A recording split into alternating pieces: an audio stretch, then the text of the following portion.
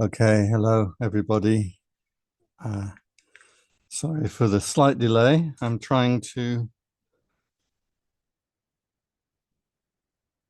get my mouse working. Just a second.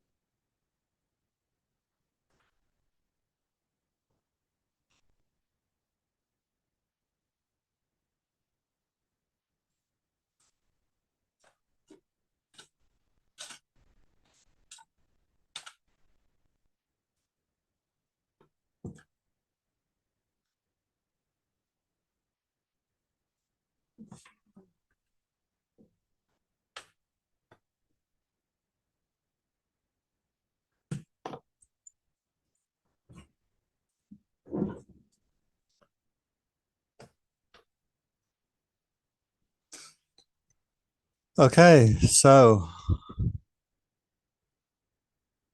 check that we're all online. Uh, I'm a little bit lost without my mouse. I have to use a trackpad. So we have together been looking at Vipassana meditation. I am sure that you know what Vipassana is in terms of you have practiced it. In short, we have come together, brainstormed a little bit, which is always a good exercise. It also reminds me of things that I had forgotten about or hadn't thought of. And we were looking at the difference between Vipassana and samadhi, concentration, meditation.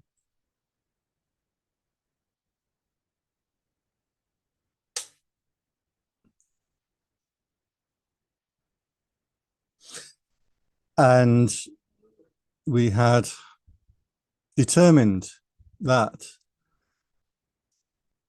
concentration meditation is putting the mind onto a particular object, an object of perception.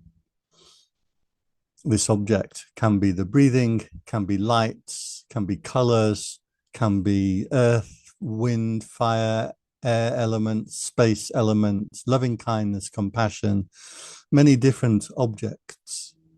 But all of these are practices whereby you are pinning the mind onto a particular thing, an object of perception. You're perceiving this, not that. The quality of the object that you are looking at matters. If you focus on Donald Trump, your mind will get into either liking or disliking, depending on your tendency. Some years ago, I did a survey in Mahajula. I found the Burmese monks were really keen on Donald Trump at that time. It was about 8 years ago. I don't know now. If you put your mind onto Coca-Cola, maybe you arouse the desire that you want to drink Coca-Cola, or maybe you don't like sugar. If you put your mind onto loving kindness, then your mind becomes a different way. If you think about fluffy kittens, your mind will become more compassionate and softer, unless you dislike kittens, and then your mind will become less soft and compassionate. The point being, whatever you put attention onto, that will start to create the state of mind that you are in. This is called dependent origination or paticca samuppada. Can also be called conditioned arising. Means when you put your attention onto something, that thing now conditions your experience, together with your own mental or psychological aspects, whether you like kittens or dislike kittens also plays a part. So putting your mind onto something causes this uprising of experience, and you can experiment with this yourself. Try putting your mind onto something that you dislike, maybe Bangkok traffic, air pollution. Think about it, put your attention, enter into the story. After a short while, your mind becomes agitated. Put your attention onto something that you like. Yesterday, I saw some nice kittens. They were very friendly, and I want to go back there every day just to go and play with the kittens. Putting my attention onto the kittens, my mind starts to take on that characteristic. So that is dependent origination. It means your mind becomes conditioned by the thing that you are looking at. So we notice with samadhi, concentration, meditation, whatever you put your attention onto, well, that matters. So we use loving kindness, compassion, sympathetic joy, or equanimity. These are called the Brahma Viharas. I'm sure you know this already. These will lead to a nicer, brighter, cleaner state of mind. However, you are still ultimately just putting attention onto an object, onto a mode of perception. And this will create a condition in the mind. So when we come to Vipassana meditation, we are not simply putting attention onto a meditation object. What we are doing is looking at the nature of all objects of attention, all things that come into experience. Now, we don't apply Vipassana to the world. We don't go out and say, this bridge is impermanent, therefore the bridge is suffering. That makes no sense. We don't care about the world.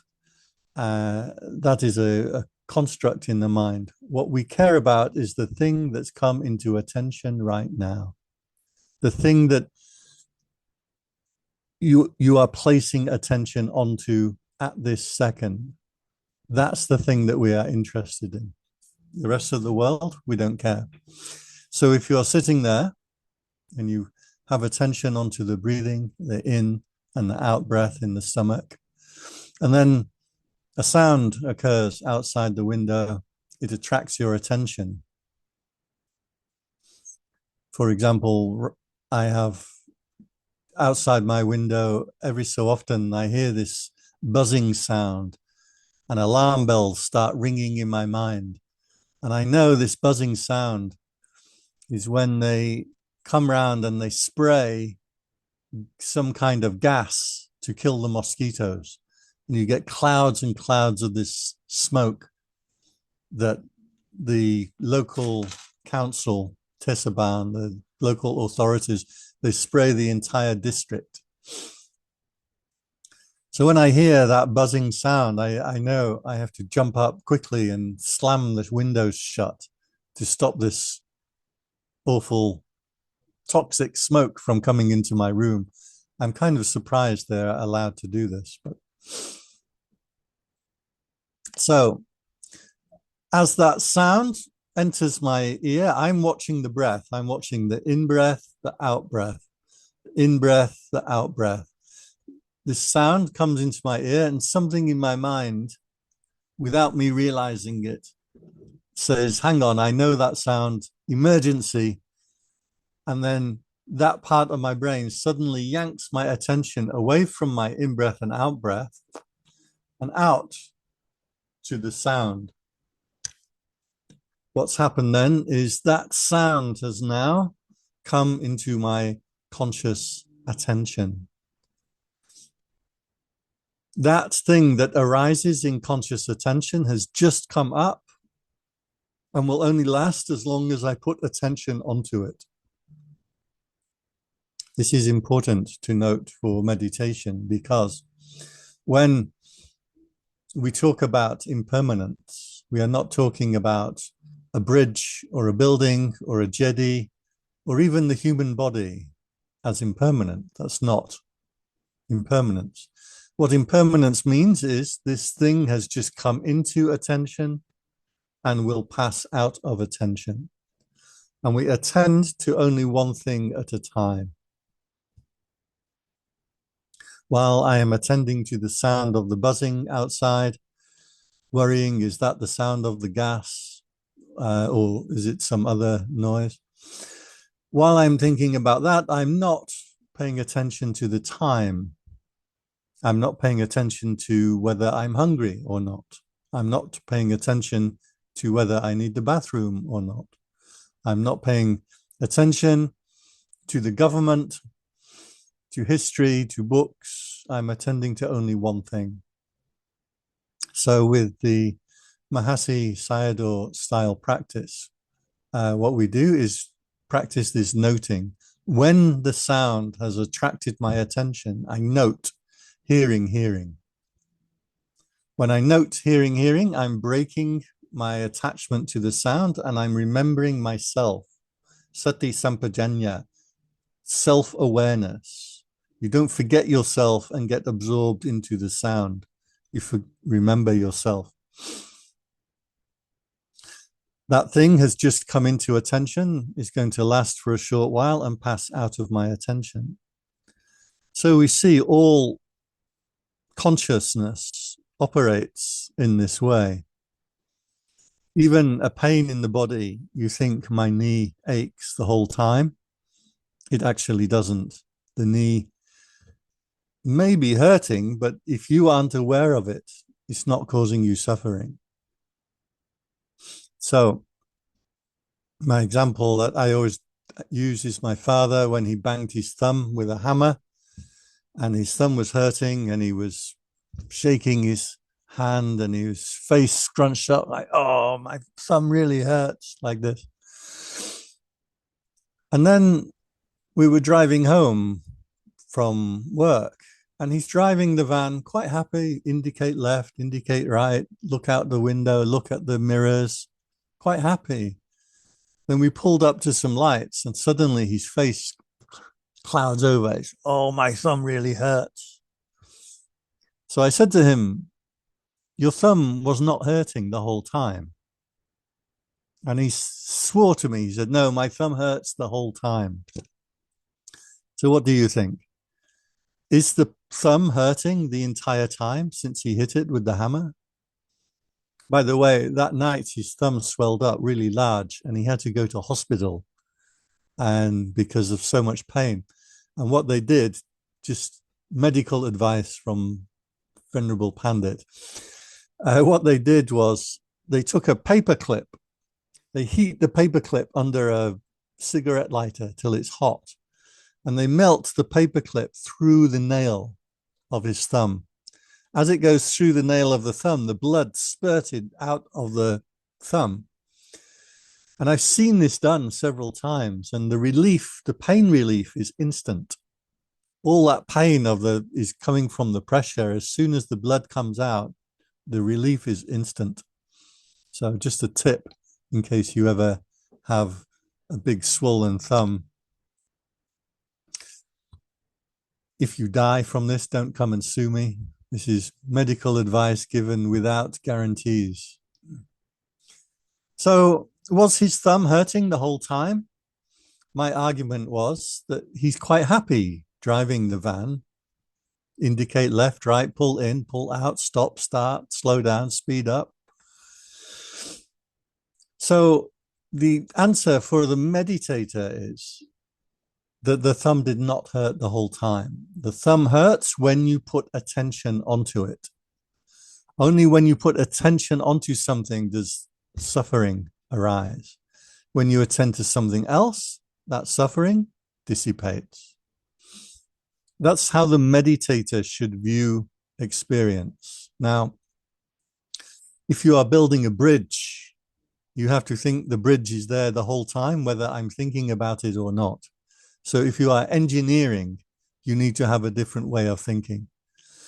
But to the meditator, what we are doing is watching actual conscious experience, not what I think about what's happening, not my opinions about what's happening, but see these things that come up, conscious attention, and then dissipate. Even pains in the body, they come up, they call for your attention, then you complain, oh, my pain, and then it goes away, and suddenly you're just watching the breath. In order to survive in the world, what happens? The mind considers objects to be permanent, so that when every time my father looks at his thumb, he finds it hurting, his mind will consider, will compute, will understand that hurting thumb as being permanent, as being constantly there. The brain will not interpret it as something that's just arisen and ceasing, just come up into attention. And now we'll go out of attention while he's driving the van. Then we'll come back into attention when he gets a moment. Then it goes out of attention again. So the mind will automatically view things as being permanent. We have that automatic assumption. We can do this experiment with animals and babies. If you have a baby and you have some kind of rattle, you shake something and the baby gets interested in that toy.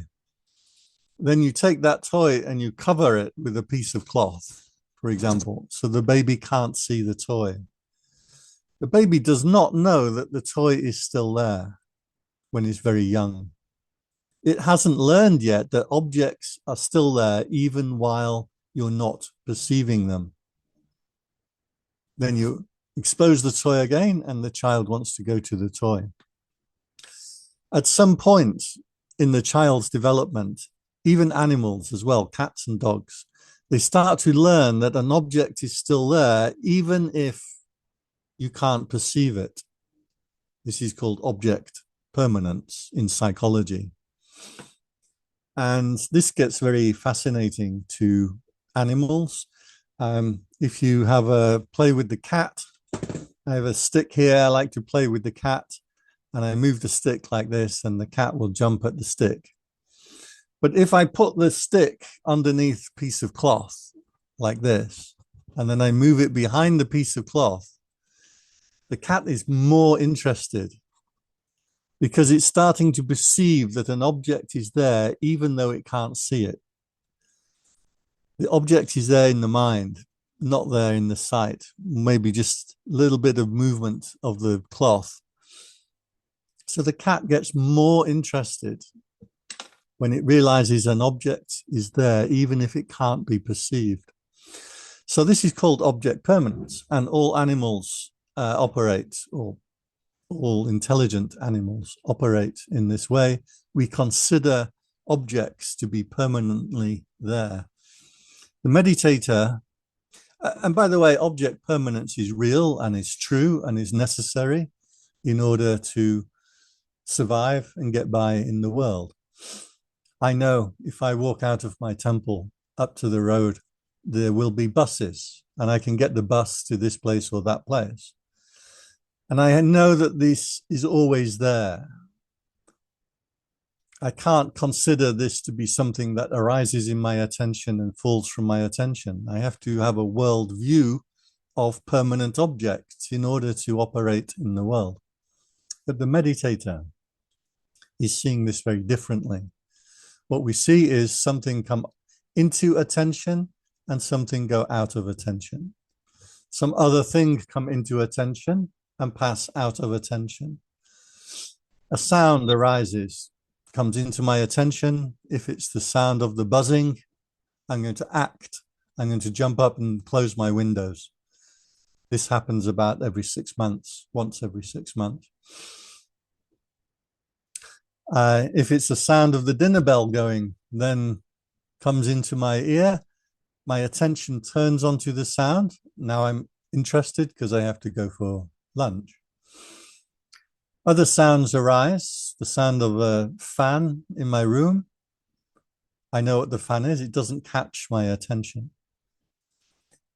Feelings in the body, I need the bathroom. My bladder feels like it needs the bathroom. Or my knee aches, or my skin is too hot, or I have toothache, whatever it is. So the mind will go and focus on that thing, one thing at a time. As Kumirat put into the chat, whatever you focus on, that thing expands. That's dependent origination, or paticca samuppada. I know there are a lot of complicated explanations of paticca samuppada, but honestly, it's not complicated. That thing that's coming to attention, your mind goes onto it, that thing starts to expand and grow, so long as it's the most important thing. If something more important comes up, you forget about it and you turn on to the new important thing. For example, if a snake is biting your foot, then whatever you're thinking about, you forget, and now your attention goes on to the snake. We do only focus on one thing at a time, and this is essential for understanding Dharma. We only focus on one thing at a time. However, that thing, if you want to analyze how that works, you have to go to psychology. And this is called Gestalt psychology. I can put that word in. Unfortunately, there's two kinds of Gestalt, so it can get confusing. I put the word into the chat, Gestalt. And what that means is you are only focused on one thing at a time, but it feels like you can be focused on many things. Here's an example. Can you see my fingers? Can you focus on my fingers? Are my fingers in your conscious attention? Well, are my fingers one thing or many things? Are you focused on 8 things or are you focused on one thing? What Gestalt means is you put everything together into a single idea. So the single idea is Pandit's fingers. Then you will see all 8 fingers as one thing, Pandit's fingers. You condense them into one idea. So you can focus on many things at once, but you will condense it into a single idea. For example, you can see the clothes, the robes and the cloth behind me. You've been looking at this picture for a while now. You probably didn't notice. Now I call it to your attention. Is that one robe or is that many robes? Well, you put all of this cloth here that you can see here, and you make it into one idea, the clothes. That's how you are focused on only one thing at a time, because the mind makes objects out of things. If you want to examine this further, we have to look into Gestalt psychology, and I would really like to teach a short course on Gestalt psychology for you, because it's very interesting and it explains this exact mechanism. However, for the meditator, we're not too interested in how the mind makes one object at a time. What we are interested in is that everything that comes into conscious attention, that thing has just arisen in attention. And when you turn attention onto something else, that thing has disappeared. So if you are meditating on something, on a Buddha statue, for example, the idea of the Buddha comes into the mind, then your attention wanders, what am I going to have for lunch? That Buddha image has disappeared. We don't say the actual Buddha image is arising and ceasing, because it's there for 1 hour, 2 hours, 3 months, 10 years. My Buddha image here has been there for 20 years. But coming into attention is just arisen and will just disappear. So we're not interested in the object, whether that arises and ceases. We're interested in what arises into attention and passes out of attention. So this is Vipassana meditation. We look at the nature of things arising and ceasing. We look at this process of things coming, of us attending to things, expanding it into a story, into an idea, and then it vanishes. Each of those objects of attention is necessarily impermanent. It just arose, it's about to cease. Because it's coming up, down, in, out, attention always jumping out to one thing, something of the ear, something of the body, something of the mind. That process is suffering, is dukkha, because it's constantly unstable, constantly the mind going out. And because things are arising and ceasing, anything that's arising and ceasing is not myself. The reason it's not myself, I am not arising and ceasing. The object arises and ceases. What is a self? Well, a self is another object. It's another idea that's just come up. I can give you any ideas. I can talk to you, Donald Trump and Elon Musk catching a space rocket in those giant chopsticks. This is an idea. You go into the idea. You can think about the spaceship landing, the chopsticks. I presume everybody knows. I presume everybody saw this. It was amazing. That's an idea. When the idea comes into the mind, you enter into the idea. Boom. Well, the self is just another idea. If I think about Pandit and my age and my thoughts and my politics and my science and my research, this is just another idea, just like Elon Musk, just like a bridge, just like anything else. So for the Vipassana meditator, even ideas that come up into the mind, they're just something that's come into attention and will fall out of attention. The Buddha said, do not get caught in any objects. Anything that comes into attention, do not get caught into the signs and features, or that's a technical term. Do not get caught into the examining or the nature of that object. You hold yourself with restraint. So there was a very beautiful description by Lampo Dun, if you know him. I guess I can put it into the chat. He gave somebody asked him, what is the Four Noble Truths? And he gave a very perfect answer, and I'll put it into the chat for you. He said, when the mind goes out to something,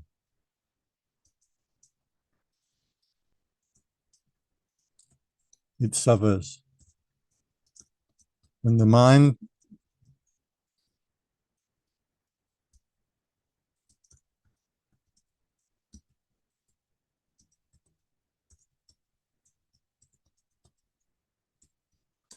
the mind going out to something is the arising of suffering.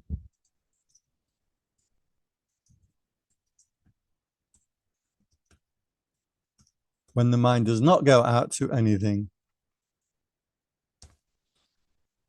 suffering ceases. And holding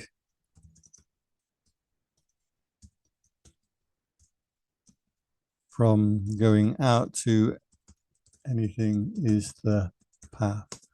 So he gave this 4-point definition of the Four Noble Truths, which is a really beautiful thing. If you want to look him up, because I may have remembered slightly wrongly, and of course, if you're in Thai, you should look at the Thai version. But the English version is called, you can find this PDF online.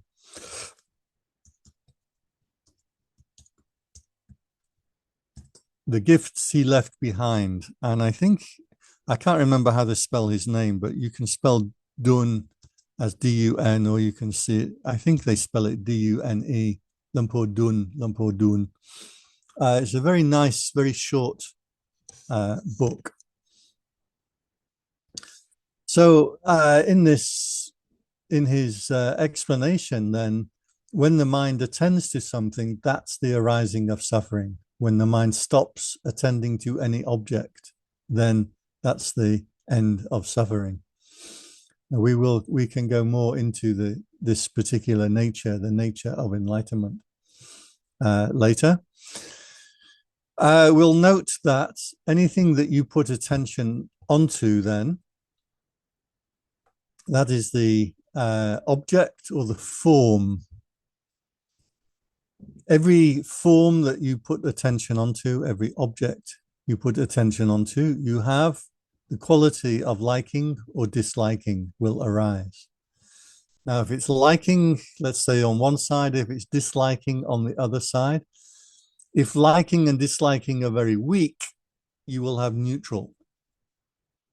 However, you can, in logic, one of my classes I teach is logic, is really only liking and disliking. It's just when they are both very weak or evenly balanced, then you have neutral feeling. So this quality of Vedana that we talked about last week, Vedana, liking and disliking, the Buddha said you can analyze as two kinds, liking and disliking, or if you prefer, pleasant sensation, unpleasant sensation. You can have it as three kinds, pleasant sensation, unpleasant sensation, and neutral, or liking, disliking, and neutral. You can have it as five kinds of Vedana, liking the physical object, disliking the physical object, neutral about the physical object, mental liking and mental disliking, somanasa, domanasa, five kinds of Vedana. You can have six kinds of Vedana, liking of the eye object, ear object, nose object, tongue object, body object, or mind object. So there are different ways to analyze according to the Buddha. And he said himself, sometimes I say there are three kinds, sometimes I say there are five kinds. Doesn't matter. What we're interested in is this quality of liking and disliking. Every time you put attention onto something, will have liking or disliking. You will be drawn into it or you will be pushing away from it. I thought today I might bring up a couple of suttas that are interesting in this regard. And I'm going to share the screen with you. And I think I can share the whole screen. I'm a little slow, forgive me, it's because I don't have my mouse. I have only the trackpad on my computer. So in this short sutta, this is, if you are interested in Samyutta Nikaya 3611. So Samyutta Nikaya is the collection on short sayings. Give me just a second to adjust my screen here.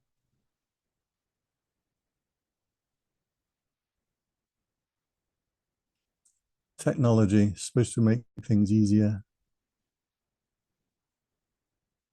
Trying to get you all to be full screen. So Samyutta Nikaya, this is the collected sayings, the topics that are brought together by these suttas that are brought together by topic. If you're not sure what I mean by that, don't worry. So in this sutta, a monk went up to the Buddha, sat down and said, just while I was in retreat, this thought came to mind. The Buddha has spoken of three feelings, pleasant, painful, and neutral, or pleasant, suffering, and if you look at the actual original here, sukha, which kind of means happy, dukkha, which we translate as suffering, uncomfortable, or unpleasant, and this one, adukkha masukha. When we put the letter A before a word, turns it into negative. So at dukkha is without suffering. Dukkha, suffering, at dukkha, without suffering. Sukha, happiness, at sukha, without happiness. So the three words in the Pali that are used, sukha, dukkha, adukkha masukha, pleasant, painful, and not pleasant and not painful. I really like Bhante Sujato's translations because, let me put this into the text for you. This is in the website Sutta Central by my friend, actually. I've met him. Very nice man, Bhante Sujato. And if you're on this website and you go to this thing up here called Parallels, you'll see he has different versions of the same text. One, his own, Bhante Sujato. He has Bhikkhu Bodhi's translation of the text.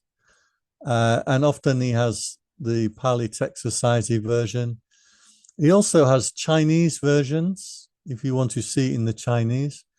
Now, the Chinese version is not a translation of this. It's a parallel sutta in the Chinese Agama, so in the Chinese texts. But if you are interested, so he has these in this thing up here, which is parallels. If you go to views, oh, by the way, in the parallels, my recommendation is you always go to Bhante Sujato because he has the English and Pali in the translation here. English and the Pali. When you go to views, up there on their top right-hand side, you can see this, you can view the text just as English side by side or line by line. Side by side will come out like this. So you can read the English and you can see the Pali translation next to it. Very useful to go back to the Pali words. Personally, I like the line by line version better. So you go to line by line. Boom.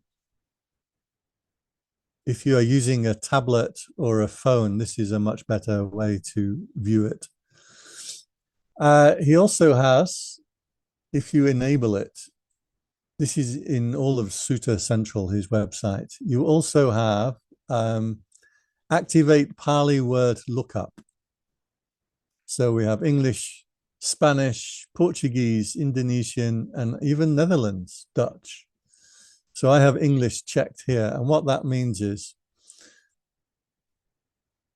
if I click on a Pali word like Vedana, like that, it gives you the translation down at the bottom of what that word means.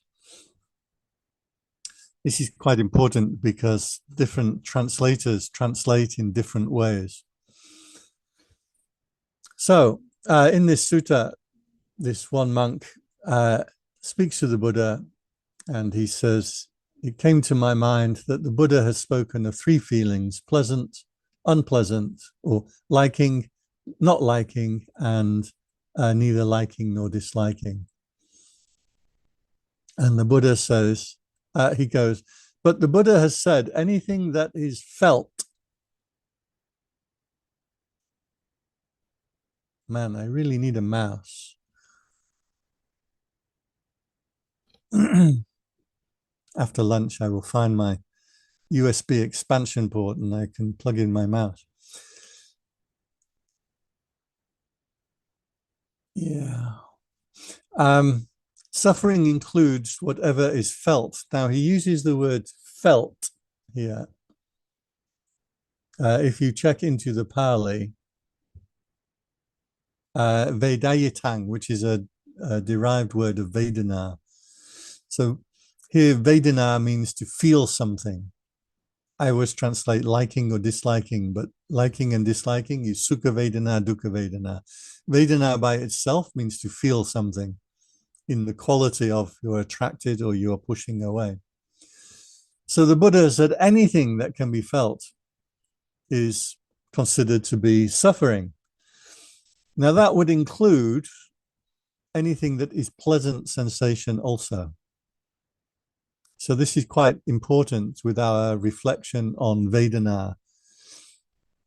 Yes, there is liking, there is disliking, and there is neutral. But the Buddha has also said that anything that you can feel, that is to be considered dukkha. So even pleasant sensation that comes in, that can be seen as dukkha. You understand the difference here? So, for example, my favorite food, what do I have? Some nice, I quite like this, not my favorite, but I like this berry juice thing in the little bottles. They're quite nice. So when I have my lunch, I'm going to put 2 of these and I'm going to mix with a bottle of soda water and a little bit of vinegar, and that's my drink for the meal. I'm looking forward to it. I don't want to talk to you now. I just want to drink my juice. So when I'm drinking, this juice is sukha vedana, is for me, is liking. I like it. But in this sutta, I'm holding these up in front of the camera. I forgot that maybe you can't see because I'm sharing the screen. So even this juice that I really like, sukha vedana, but the Buddha has said anything that is felt, whatever is felt, that also is dukkha. What that means is the pleasant object has come up into my attention and is about to disappear from my attention. Therefore, the act of the mind going out to any object is itself suffering. That's what Lumpur Dun was talking about. So it seems to be a problem. Is there liking, disliking, and neutral, or are all objects of attention to be considered suffering? That was the question in the sutta. And the Buddha says, very good. I have spoken of 3 things, pleasant, painful, and neither pleasant nor painful feeling. Or in my translation, liking, disliking, and neutral. But I've also said anything that I can perceive or feel is to be considered sufferings. When I said this, I was referring to the impermanence of conditions, the fact that conditions are liable to end, vanish, fade away, cease, and perish. So what that means is anything that comes into attention and the mind goes out to it, even if it's a pleasant object, that is a dukkha or a shaking in the mind. Therefore, it is considered to be dukkha, even if it's a pleasant object.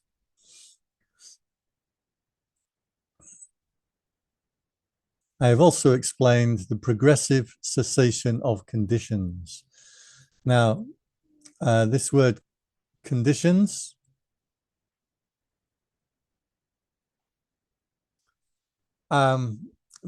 means that when you put attention onto something, that thing will condition the mind, or it will paticca samuppada, will create the condition of the mind.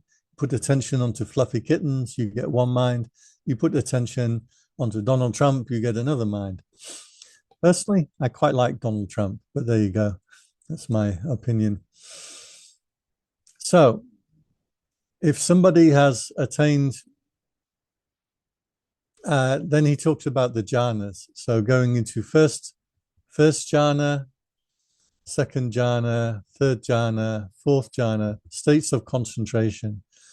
Then he goes into the formless jhanas, infinite space, infinite consciousness, nothingness, and neither perception nor non-perception. So these, I take it you have all heard or read about the 8 jhanas.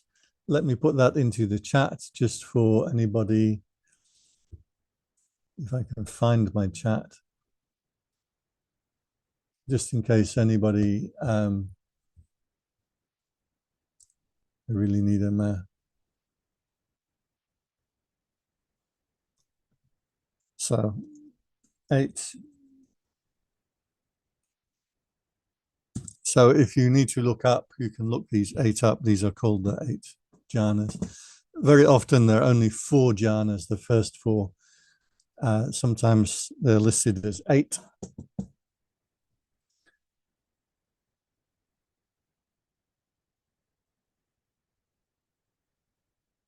So he says, I've also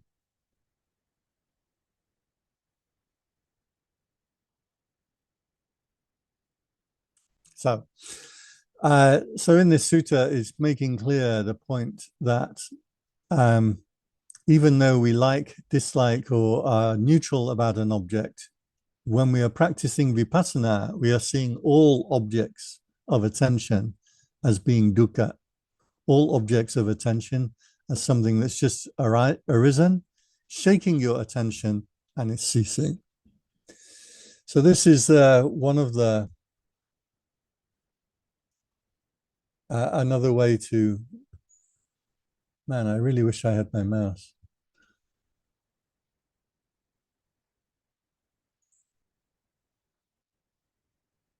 Okay, let me try and get my web browser back.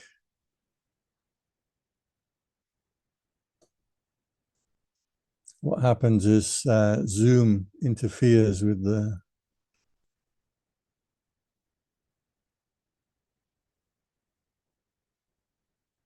stops you being able to click on anything.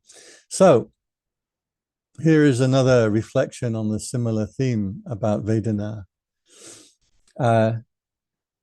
Extinguishment is bliss. This particular sutta, let me put it into the chat for you in case you want to look at it yourself. Boom, get it into the chat. There was a question in the chat. Can we see the bottle and the slides at the same time? I have no idea what you mean by that.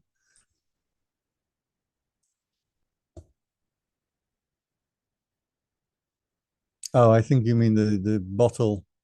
Oh, you mean okay, you mean you can see me and the screen at the same time. Good. So in this particular sutta, I put the link into the chat if you're interested. Here, the word is nibbana or nibbana sukha, the pleasure of nibbana. Bhante Sujato translates nibbana as extinguishment. I don't like that translation myself, but that's his choice. So at one time, this is a very famous episode in Buddhism, that Sariputta was near the bamboo grove, one of the places where a lot of the teachings occurred. And he said to one or two of the monks, he said, Nibbana is bliss. Nibbana is bliss. So here in the Bhante Sujato translates, extinguishment is bliss. But look at the word extinguishment, he's actually using the word nibbana.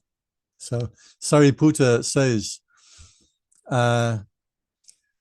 Sukham idang awuso nippanang. So awuso means friends. So sukha, my friends, is nibbana. Sukha is nibbana. So when he said this, Venerable Udayi said to him, but how can nibbana be suffer? How can nibbana be sukha when there is no Vedana? So here again, is using the word felt or to feel something, but that is a translation of Vedana. He says, Venerable Sariputta, how can it be bliss when there is no liking or disliking? And Sariputta replies, it is because there is no liking or disliking that it is sukha, that it is beautiful. So this is a very famous passage in Theravada Buddhism. Sariputta says clearly, it's blissful. The feeling of being free from Vedana is itself blissful, is happy. So that's another reflection that I want to offer up, because I want to make clear during meditation, there can be beautiful or pleasant sensations that arise because of the concentration and liberation in meditation. If these occur, you do not think, oh, that is just liking and disliking, and try to remove it. The blissful sensation or the beautiful sensation that arises in meditation, the piti, that can arise because the mind is freeing itself from all objects. So that you don't reject. So quite clearly here, Sariputta is saying, yeah, there is blissful sensation, but something touches the body, the eye, the ear, the nose, the tongue, the mind is the same. He goes through 6 senses, which are likable, desirable, agreeable, pleasant, sensual, and arousing. Typical sutta language, the Buddha uses many words to describe one thing. So there are these kinds of sensual stimulation. So when we talk about liking and disliking, we are talking specifically about sensual liking and disliking, sensual feeling. Liking and disliking depending on an object of sense. That is the Vedana that we are trying to break free from. However, he says there is a pleasure and a happiness that does not arise due to sense contact. This you can practice. So if the mind comes together in meditation, you enter into concentration, and that piti that arises, according to this sutta, that you can practice, because that beautiful sensation from meditation is not dependent on sense objects. I'm not feeling blissful because I have a nice food to eat. I'm not feeling blissful because I'm looking at a beautiful lady. I'm not blissful because I got the nice air conditioner on and it's cold on my skin. Those are all sense, Vedana, reaction to sense objects. If the happiness that arises independent of sense objects, that can be felt. So remember this. This is our discussion on Vedana. I'm raising the point to you that not all Vedana is to be considered bad. There is another sutta that talks about this. This is the last one I'll mention this morning.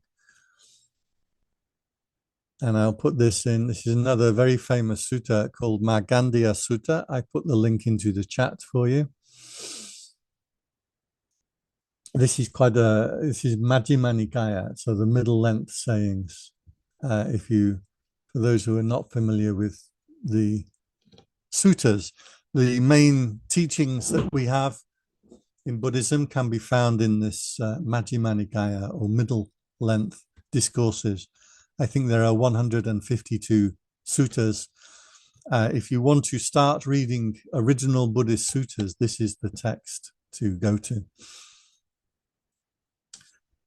So with Markandeya, it's a bit longer, so we're going to jump through a lot of the suttas. Markandeya was a monk. He went to see the Buddha, and so he says here, Bhante Sujato translates strangely as a baby killer. It's a strange translation. It means to destroy growth. To destroy growth. Other translation, which I will use, means growth means to further, or in Thai would be jaran, or bamrung or something means to grow it up, to develop it. So the Margandeya says, you are to the Buddha. He says the Buddha is someone who does not favor development or growth or furtherment or bettering, because the Buddha does not allow for sense desires, sense pleasure. He said, well, without sense pleasure, you cannot develop, you cannot grow as a human being, grow in happiness. So I would advise you not to use this word baby killer. It means to stop growth. I think this is the word here. So bunahu is the Pali word, which can mean to kill beings, but it can also mean growth or to limit. So Margandeya says, well, this came to me while I was sleeping. So the Buddha comes upon this conversation, and he meets with Margandeya. And he explains to Margandeya that I likes things that it can see. It loves them and enjoys them. So this is Vedana based on sensory objects. He says, but for me, I have tamed, guarded, protected, and restrained. Again, Buddha using 4 words instead of 1 word, just to make the meaning clear. He says, but I have restrained the I. That's why you have called me someone who kills growth, not baby killer, one who doesn't allow for potential. And Margandeya says, yes, that's what I was referring to when I said that you kill growth, or you do not allow the furthering of human consciousness. And so on for the other senses. So the ear hearing sounds, the nose, the tongue, the body, and then finally the mind. The Buddha says the same line again 6 times for each of the senses. He says, well, the mind likes ideas, it loves them and enjoys them. But this process of the mind loving ideas, the eye loving forms, the ear loving sounds, has been tamed, guarded, protected, and restrained by the enlightened one. He teaches Dharma for restraint. So again here, sensory objects, the happiness, the liking and the disliking from sensory objects, that has been tamed, guarded, protected, and restrained. In terms of vipassana, when you hear an object, hear a sound with the ear, you don't get caught in the sound. You note hearing, and return attention to the meditation. If you see something with the eye, something you like or you dislike, you don't get caught up in the liking and disliking of it. You note seeing, and bring your attention back. When you feel something with the body, pleasant or unpleasant, you don't get caught in that feeling of pleasant and unpleasant. You note feeling, and bring attention back. That is basic vipassana practice that we are doing. Here we see it in the words of the sutta directly. The mind loves ideas, the eye loves sights, but that process of sensory objects is tamed, guarded, protected, and restrained.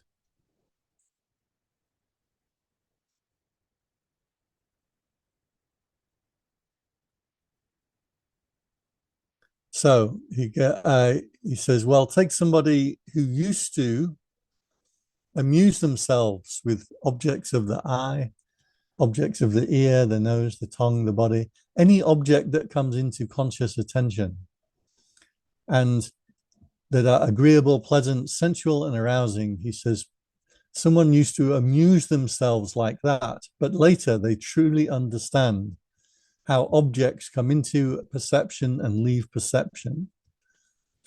They would no longer amuse themselves with sensory objects. Their mind would attain to internal peace. So Markandeya says, well, that doesn't sound like anything worthy. He says to Markandeya, what would you say to them? And Markandeya says, nothing. That doesn't sound like something that's very pleasant. He'll go on to say the same thing for each of the six senses. So then the Buddha says, okay, Markandeya still hasn't understood. He said, I used to have three houses, one for the rainy season, one for the winter, and one for the summer. Very famous story element in Buddhism. And having three houses was the ultimate in pleasant sensation. In the hot season, I go to my cold house. In the rainy season, I go to my dry house. In the cold season, I go to my warm house. But now I've got rid of this entire process of the mind getting caught in sensory objects. Now my mind has attained to the peace, this word, my mind peaceful inside. Now I have attained to my mind being at peace. I do not envy beings who are still caught in sensory pleasure. Why? Because there is a satisfaction that is apart from sensual pleasures. So again, we come to this thing that Sariputta was saying, Nibbana is bliss because you are not liking or disliking anything.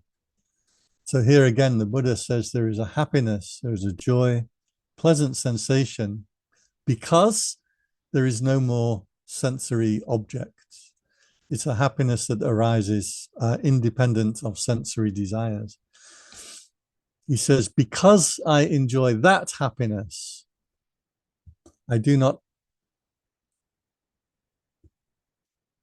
because I enjoy that happiness, I do not engage in what is inferior in sense desires, sensory objects. So you can look up for yourself Markandeya Sutta and read at your leisure. It's a bit longer. It would take us an hour to read the entire sutta. But just note, Sariputta is saying, when the mind no longer goes out to sensory objects, the mind experiences a happiness not based on sense desire. In Markandeya Sutta here, again, the Buddha says, the happiness and satisfaction that I feel arises because it's not dependent on sensory objects. And because I enjoy that, I don't go back to what is inferior. So I've raised these three suttas with you as a reflection for you when we are talking about Vedana, liking and disliking. I wanted to bring these three suttas up for you. I put the link into the chat for the three suttas. We'll offer some deeper reflection on the nature of Vedana, liking and disliking. And most specifically, that the pleasant sensation or piti that can arise in meditation, this is okay to feel because it is not based on sensory objects.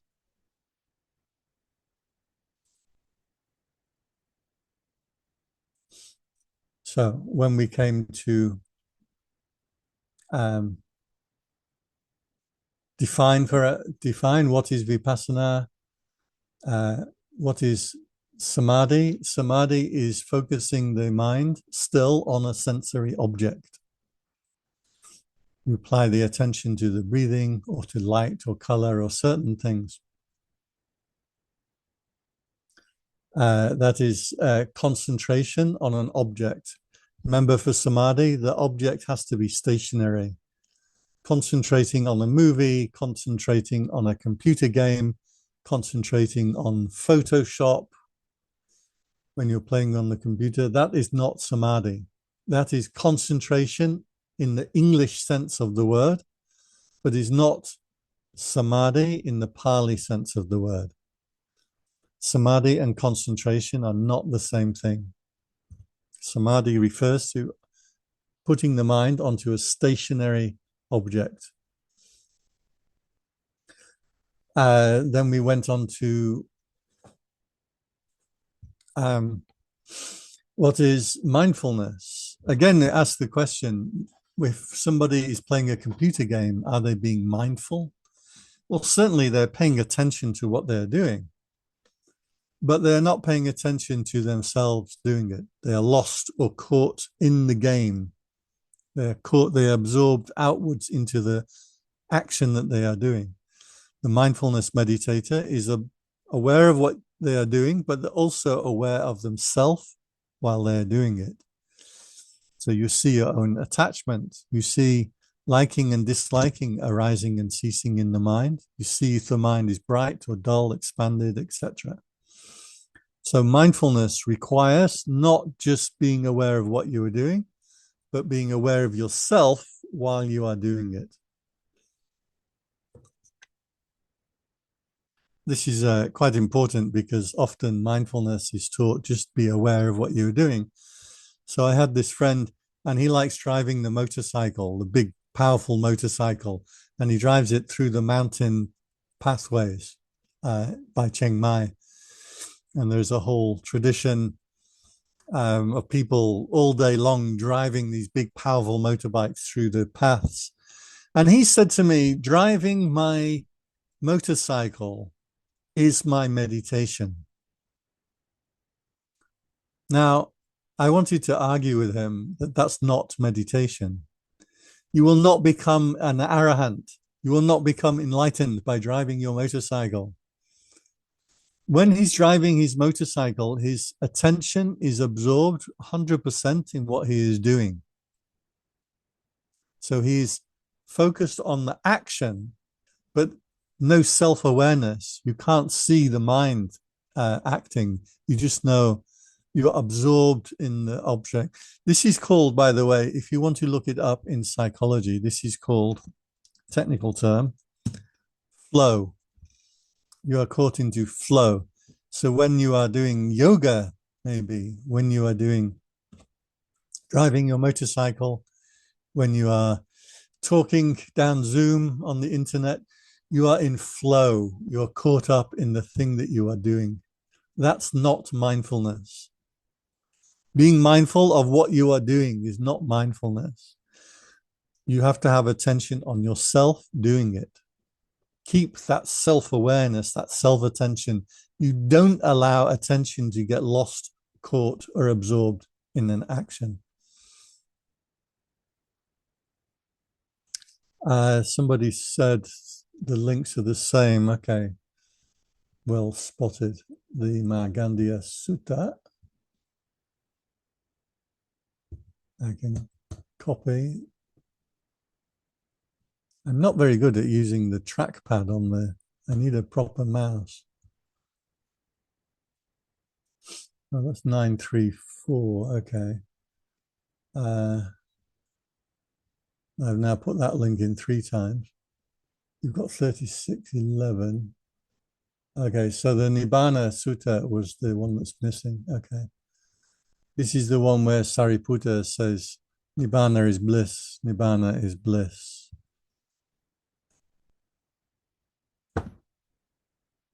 Every time I click on a link, it just comes out the same.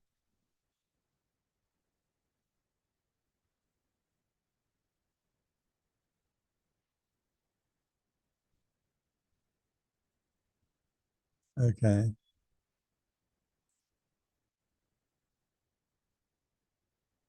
For some reason, my computer is not copying. Okay. You can look up, the one that's missing is the Markandeya Sutta, Majjhima Nikaya 75. So you can just look it up. I can give you the name of the sutta.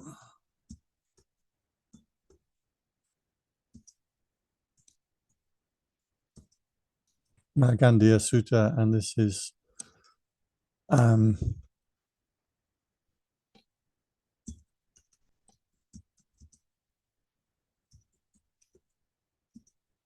Majjhima Nikaya, or MN 75, which means it's Sutta number 75 in Majjhima Nikaya. Usually we just write MN 75. I don't know why my computer won't allow me to.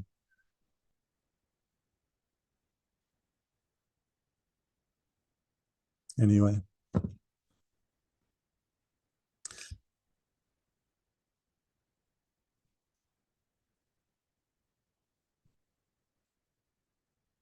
So another quality that we determined with mindfulness is that mindfulness is not simply observing.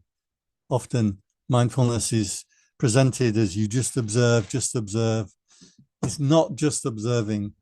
For mindfulness to be samma sati, to be right mindfulness, it must be supported by sila, by right precepts, by right action, by right view. And mindfulness has the quality that, yes, you can just observe something, but that observing means you do not allow akusala to take hold, but you can act on kusala.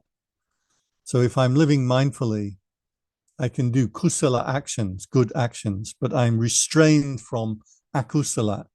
So the Buddha described mindfulness as being like a gatekeeper. So it's important. Mindfulness is not just observing. It's observing with a view of knowing what is wholesome or unwholesome. The word wholesome and unwholesome, or skillful and unskillful, is I've highlighted on the screen. Kusala and akusala is the Pali word. Kusala, akusala is not right and wrong or good and bad. That is bunya papa, or in Thai, bun and pap. Kusala, akusala just means what is to your benefit and not to your benefit. It's not good and evil. So we reflected on mindfulness and concentration. Use the example of the boy playing a computer game or the man driving the motorcycle. Is he in samadhi? Is he in sati sampajanya? If you can determine the difference between samadhi and sati sampajanya as practices, this is not just playing a computer game or driving a motorcycle. Then we had mindfulness of body, which can include the breathing, bodily sensations. I want to add here, we didn't really talk about it, but there is an important aspect of body. Maybe I will just talk briefly about this after lunch.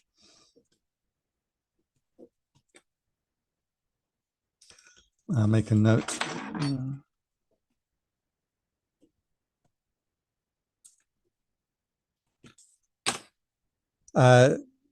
So bringing attention to an aspect of body or form, you must have some kind of grounding in the physical body.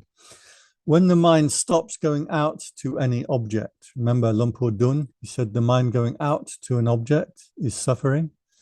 When the mind stops going out to any object, there will be an intensified, pleasant sensation of the consciousness through the entire body. Quite important to note this.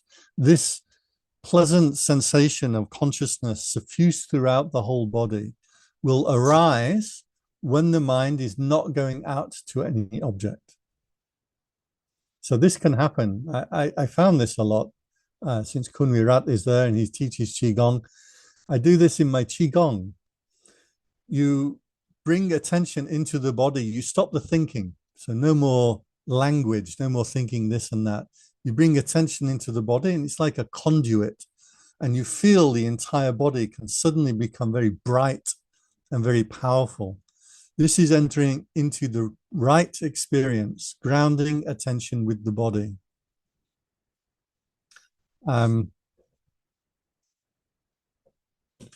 Remember, we talked about the sutta of the six animals: the snake, the monkey, the bird, the crocodile, the dog, the hyena, and um, the six animals: monkey, snake, crocodile, bird, dog, and hyena. Six animals. And the uh, snake wants to go to the anthill. You can actually pull the sutta up if you want to see the original sutta.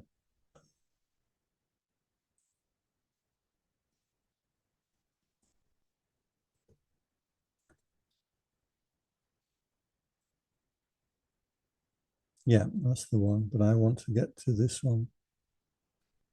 Yeah.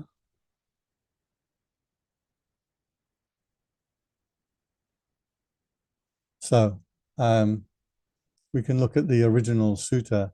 I like to go back to the original suttas because it shows that we're not making it up, and anybody that wants to argue or disagree, well, they can do so, but they have to argue against the original sutta. So in this very short sutta, very simple sutta,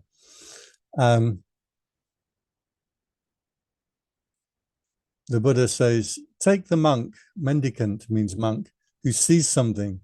If it's pleasant, they hold on to it. If it's unpleasant, they dislike it. So their mindfulness is not established and their heart is constricted. I remember heart being constricted or unrestricted. This is Cittanupassana, mindfulness of mind. Because they hold on to pleasant and they avoid the unpleasant. When an object comes in, they avoid it or they like it or they dislike it. Therefore, their mindfulness is weak and their heart is restricted. So he goes through the six senses here.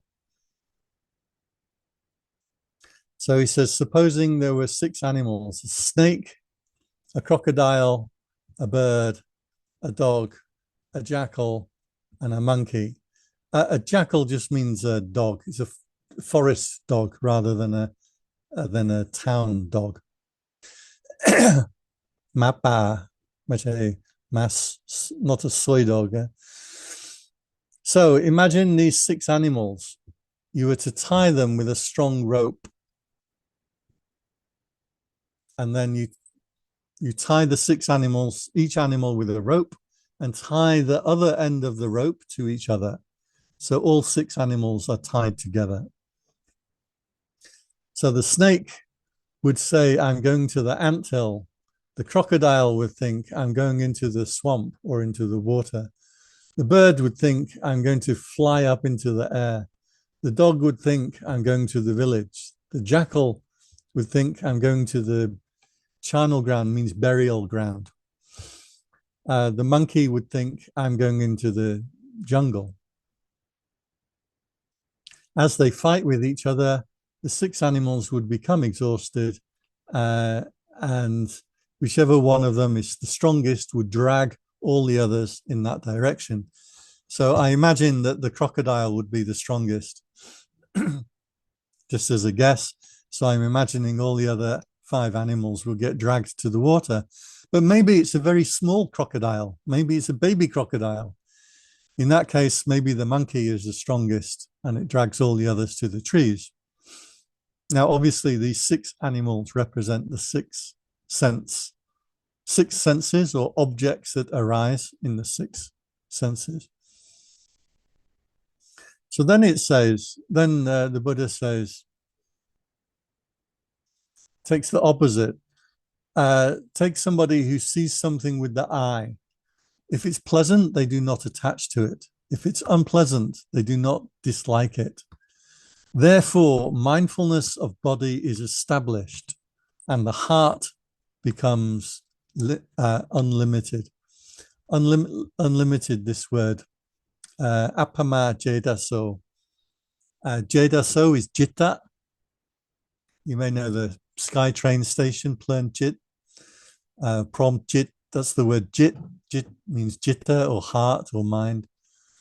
Appamana means, so Pamana means to restrict. Apamana means to be unrestricted. So the mind becomes powerful and expanded when it's not caught in liking and disliking.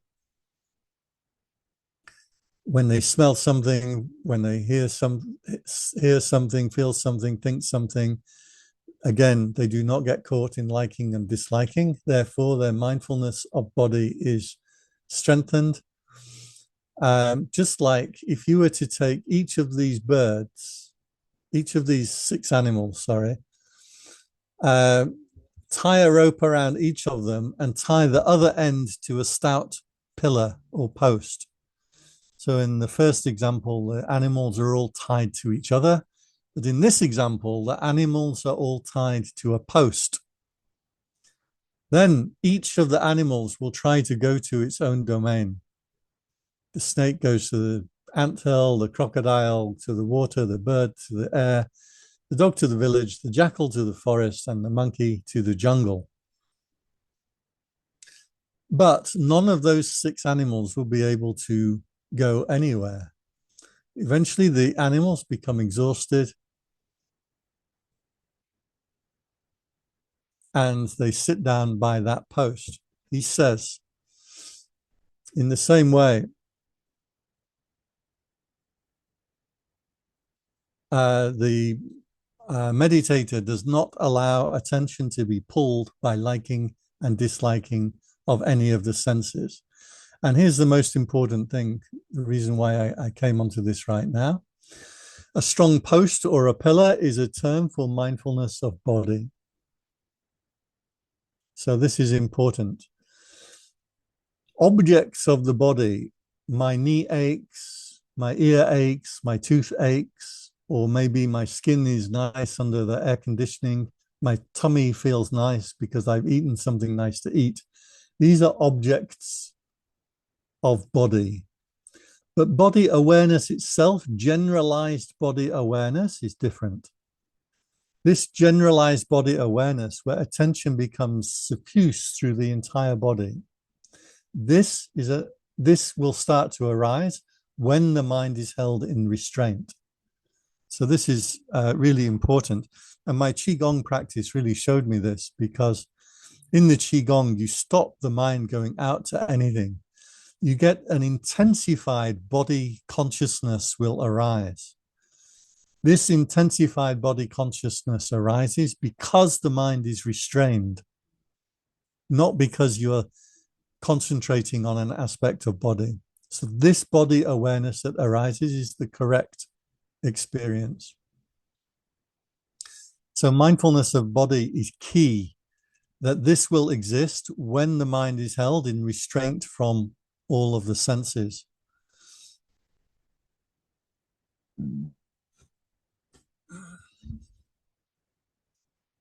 Let me see if I can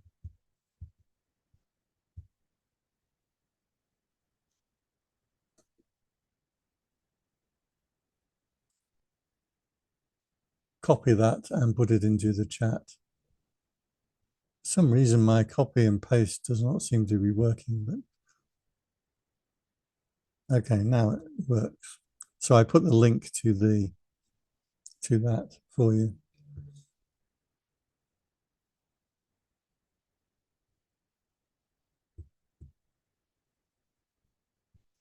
So mindfulness of body is extremely important, and this generalized body awareness will arise when the mind stops going out to any object, including the body.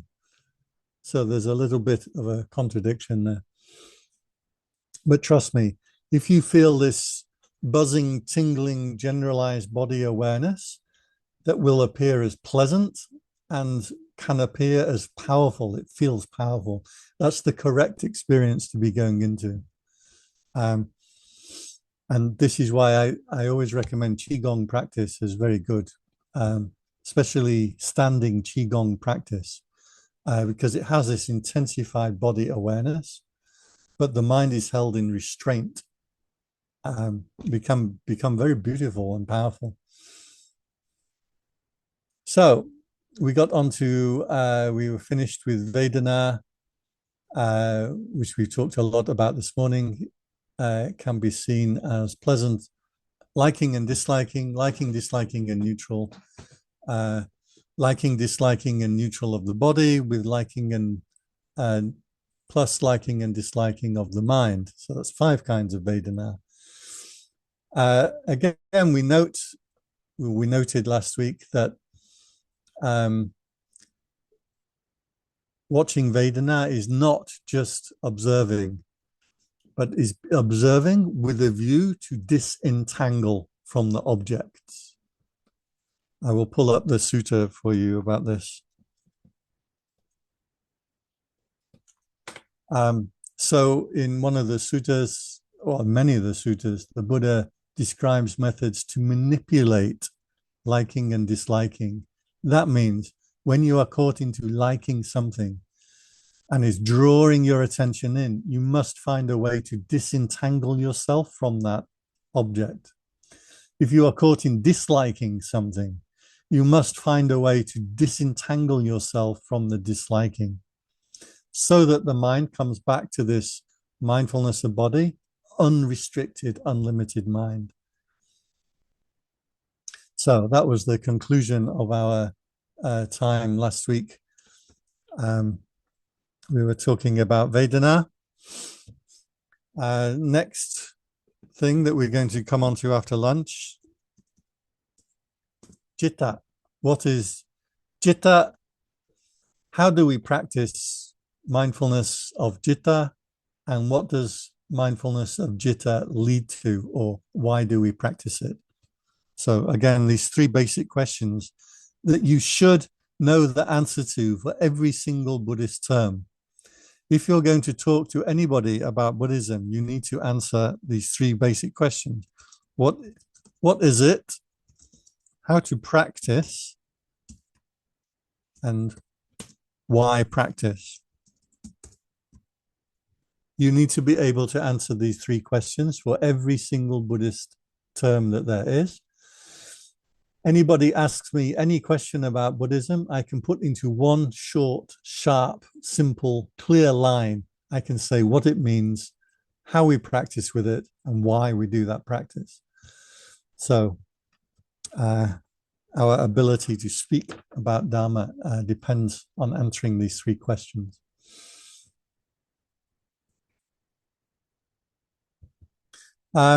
I'm going to stop for today. If anybody has any question about what I've talked about so far, either put it into the chat or you can speak now.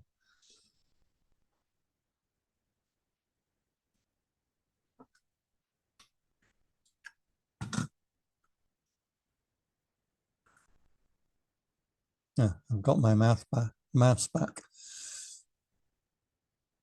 Okay, so why can the mind only focus on one thing at a time? This is a really good question. And we have to go to psychology to answer that question. The Buddha was not interested in forming explanations of the universe. What he's interested in is what you need to do to get enlightened. So why the mind attends to only one thing, how it only attains to one thing, and why it feels like you can attend to many, many, many things. These are really good questions. So we'll go into this a little bit after lunch.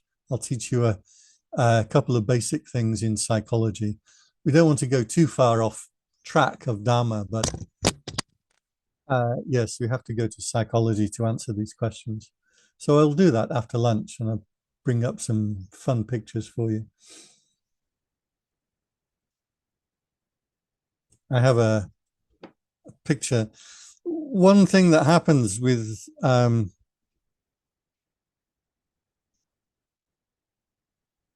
mind will make objects out of everything that it sees. Just want to pull up on my phone. I have a good example for you. The mind will make objects out of everything that it sees. So I want to show you this picture, but I have to show you on my tablet. I can't show you on the computer, and I'll show you why.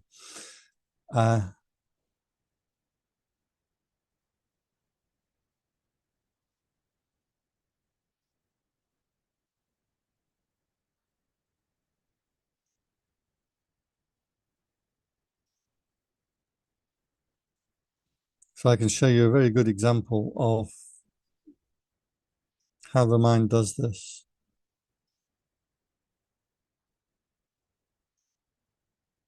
I can't find the picture. I can show you after lunch. I can answer this question. Any other questions?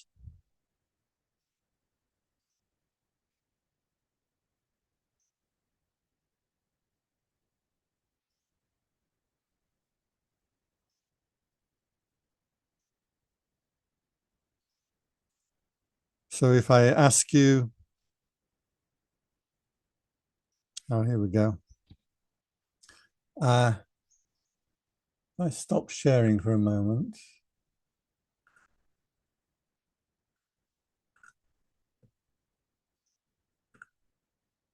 Okay, you should be able to all see me now. And I'm going to put this picture here.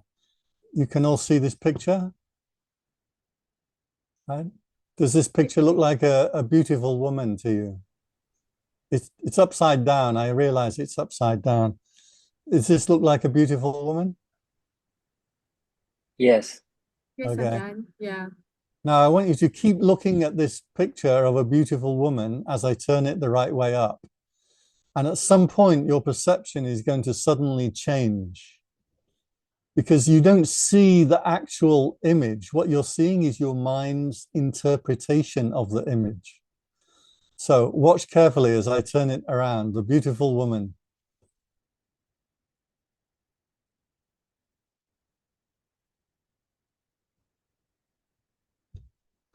Now, what do you think? Is she still beautiful? Horrible. Horrible. But this is the same picture, right? It's the exact same picture. I'm not pulling any tricks. And what's happening is you don't see the actual image, the colors. What you see is your mind's interpretation of the thing. So the mind's interpretation will suddenly snap, suddenly change. And that's a gestalt. The mind is making objects out of things. I can give you another example. One that I saw recently was quite kind of fun. I'm not sure how well you can see this online. So you should see a girl on the top, a beautiful girl on the top, and a not so beautiful man at the bottom, right? You see that? Yes. Okay. Now watch what happens when I turn it upside down. Still got the beautiful girl on the left, still got the man on the right. Now what's happened?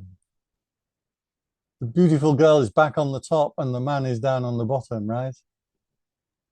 Yeah. Now, I haven't changed this picture. It's the same picture, but the mind will automatically, you don't see what's actually in the picture. You see your mind's interpretation of what's in the picture. I can send you these things and you can put them on your own phone. So the reason you only see one thing at a time is because the mind will make objects, will focus on one thing at a time. But it feels like you can be aware of many things at once, but actually is not true. It's getting towards monks' lunchtime. So if you have I'll give you a few seconds. Go ahead. Goodbye, Ajahn. Oh, you're saying goodbye. I was going to say I'll give you a few seconds if you have a question. If not, please consider over lunchtime what is citta. You need to be able to say what is it, how to practice, and why we practice. And then we want to know what is Dhamma in the Satipatthana, in the foundations of mindfulness. What does Dhamma mean? Mindfulness of Dhamma. We need to be able to answer this question. Again, the same questions. What is it? How to practice and why we practice. We must be able to answer for Dhamma also. Okay, please consider these questions during lunch, and then after lunch, I'm going to ask you to come up with your, each of you to come up with your answers. Okay, good. Thank you for coming, and see you after lunch. See you อาจารย์ Thank you.